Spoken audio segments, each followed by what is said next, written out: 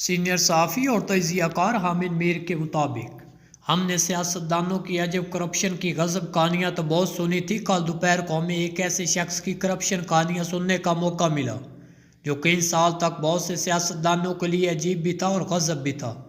اس شخص کا نام فیض حمید تھا۔ میرا خیال تھا مجھے موصوف کے بارے میں بہت کچھ پتہ ہے، لیکن کل ایک دوست کے ہاں 3 ایسی شخصیات سے ملاقات ہوئی جن کی گفتگو سن کر ایسا محسوس ہوا کہ فیض حمید 2019 سے 2021 تک کسی سراغ رساں ادارے کے نہیں بلکہ کسی انڈر ورلڈ گینگ کے سربراہ تھے۔ فیض حمید کی لوٹ مار کے قصے سن کر مجھے اعتراف کرنا پڑا کہ ستاروں سے آگے جہاں اور بھی ہے، اور فیض کی کرپشن کا سراغ لگانے کے لیے کئی امتحان اور بھی ہیں۔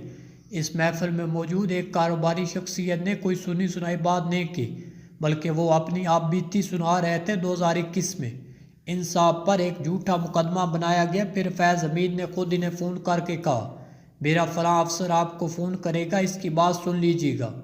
پھر فیض کے ایک متحد نے اس کاروباری شخصیت کو فون کر کے کہا کہ 5 ارب روپے کیش کا بندوبست کرے۔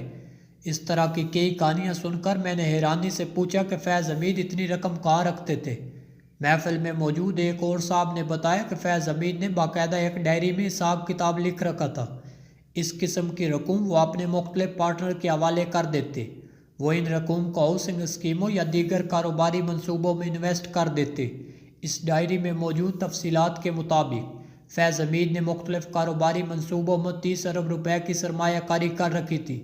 یہ رقوم کسی بینک کے ذریعے ٹرانسفر ہوئی، نہ کسی تحریری معاہدے میں ان کا ذکر آیا۔ لہٰذا فیض حمید کا ایک بزنس پارٹنر اب یہ چاہتا ہے کہ فیض صاحب کو ایسی سزا ہو کہ وہ اگلے 10-15 سال تک بالکل جیل سے باہر نہ آئیں اور نہ ہی اپنے اربوں روپے کا حساب کتاب مانگے۔ فیض حمید کی کرپشن کہانیوں کے ان عینی شاہدین کا کہنا تھا، نومبر 2016 میں اس وقت کے وزیر اعظم نواز شریف کی مہربانی سے general Qamar Javed Bajwa army chief بنے، تو ان کے سسر اعجاز امجد کی سفارش سے فیض حمید کو جنوری 2017 میں ISI کا DG کاؤنٹر انٹیلیجنس لگایا گیا۔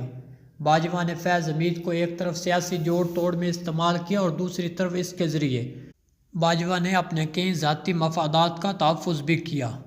فیض حمید پر نہ صرف اپنے باس کی اصلیت کھل گئی بلکہ ان پر کئی سیاستدانوں کی حقیقت بھی واضح ہو گئی، جنہیں بند کمروں میں دبانا بڑا آسان تھا۔ باجوہ اور فیض نے مل کر نواز شریف کے خلاف سازش کی۔ ابتدا میں ان کی کوشش تھی کہ نواز شریف کی جگہ شہباز شریف کو وزیر اعظم بنایا جائے۔ جب شہباز شریف نے ان دونوں کے ہاتھوں استعمال ہونے سے انکار کر دیا تو اس کے بعد انہوں نے بادل ناخواستہ عمران خان کو ایک ایسی من پسند حکومت کا کپتان بنانے کا فیصلہ کیا جس کے ذریعے وطن عزیز میں صدارتی نظام کا راستہ ہموار کرنا تھا۔ جنرل باجوہ اور فیض کی سیاست میں کھلا مداخلت اور بلیک میلنگ کے سب سے بڑے گواہ وزیر اعظم شہباز شریف ہیں۔ جب باجوہ آرمی چیف اور فیض DG ISI تھے تو میں نے اس وقت یہ کہنا شروع کیا تھا کہ ان دونوں نے 2018 کے انتخابات سے قبل شہباز شریف کو وزیر اعظم بننے کی پیشکش کی۔ شہباز شریف کو میرے اس دعوے کی وجہ سے مشکلات کا سامنا کرنا پڑتا تھا، لیکن انہوں نے کبھی تردید نہیں کی۔ باجوہ اور فیض کی بلیک میلنگ کے دوسرے بڑے گواہ آصف علی زرداری ہیں۔ فیض حمید کی کوشش تھی کہ جس طرح نواز شریف کو طبی بنیادوں پر پاکستان سے باہر بھیج دیا گیا، اسی طرح زرداری صاحب بھی پاکستان سے چلے جائیں۔ زرداری صاحب نے انکار کر دیا تو انہیں گرفتار کر لیا گیا۔ باجوہ اور فیض نے مل کر 2018 کے انتخابات سے قبل بلوچستان عوامی پارٹی بنائی۔ اس پارٹی میں قومی مفاد کے نام پر سیاستدانوں کو جمع کیا گیا۔ اس پارٹی کو صوبے اور مرکز میں بہت سی نشستیں دلوائی گئی۔ پھر ایسی پارٹی کو عمران خان پر دباؤ ڈالنے کے لیے استعمال کیا جاتا تھا۔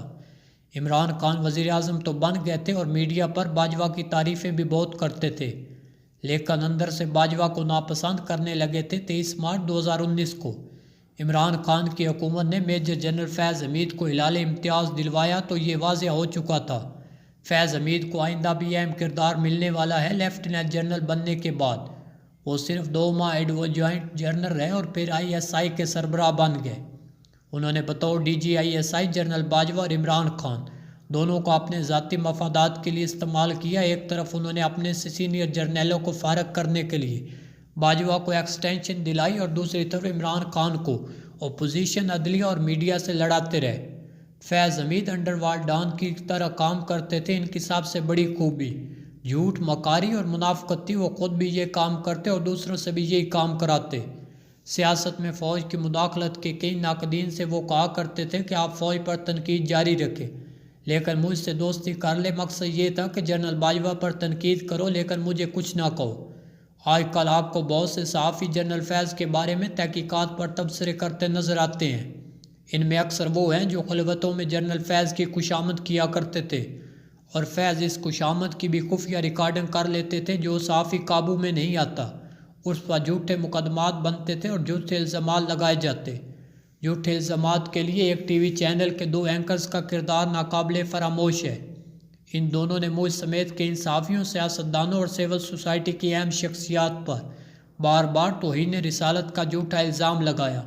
مئی 2021 میں مجھ پر پابندی لگائی گئی تو اسی چینل کا مالک مجھے کہنے لگا، آپ میرا چینل ٹیک اوور کر لیں۔ اس چینل کی انتظامیہ میں فیض حمید کے خاص لوگ اہم عہدوں پر فائز تھے۔